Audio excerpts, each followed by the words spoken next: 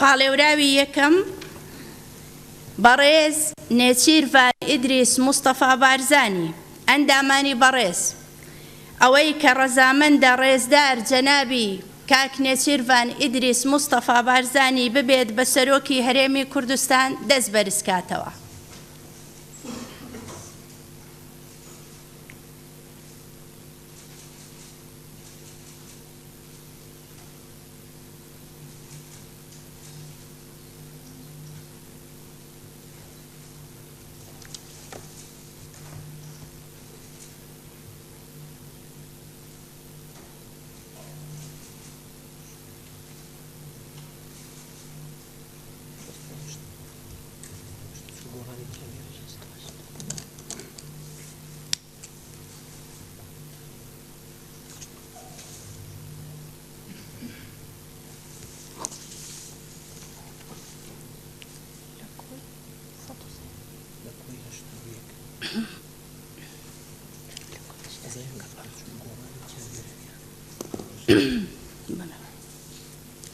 بەڕێزان ئەندامانی پەرلەمان،